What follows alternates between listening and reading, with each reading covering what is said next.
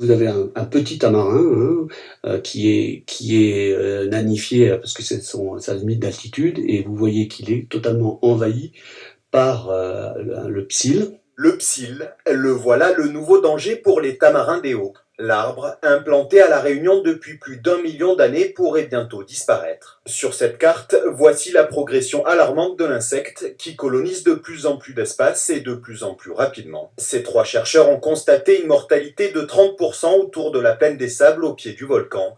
Ils ont donc décidé d'y installer des pièges à 2300 mètres d'altitude. Le but, mieux étudier l'insecte ravageur. Ce piège, il faut voir que le psylle est un insecte qui vole, c'est un petit insecte qui vole, et donc on a utilisé ce piège pour suivre les migrations, c'est-à-dire les arrivées de psylles dans les différentes zones et pour voir s'il y a des mouvements entre différentes zones. On a toujours des grosses populations en début d'été austral, c'est-à-dire pendant une longue période sèche. Le début de l'été, voilà la période la plus propice à la prolifération des psylles qui se nourrissent de la sève de l'arbre. Après 2 ans de recherche, les scientifiques sont parvenus à identifier leur zone de reproduction qui se trouve aux abords de la plaine des Sables. Les chercheurs souhaitent désormais mettre en place un système pour tenter d'éradiquer le mal à la racine. Et les moyens jusqu'alors qui sont recherchés, c'est des ennemis naturels des psylles. Donc les psylles, c'est un peu comme des pucerons, donc ils ont des prédateurs, d'autres insectes. En Californie, ils ont utilisé entre autres des coccinelles. Des coccinelles ou encore des guêpes pourraient être dispersées à La Réunion dès 2019 pour tenter d'éradiquer le psylle. Une réaction bien trop tardive pour Nicole,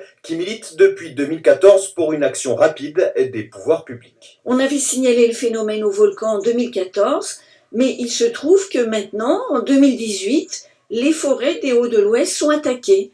Et ce sont des forêts de sylviculture, ce sont des forêts de production. Donc je m'étonne que l'ONF ne communique pas à ce sujet, parce qu'il me semble que c'est catastrophique. Une situation aujourd'hui critique qui pourrait empirer et avoir des impacts économiques et touristiques si les expériences scientifiques ne s'avèrent pas concluantes.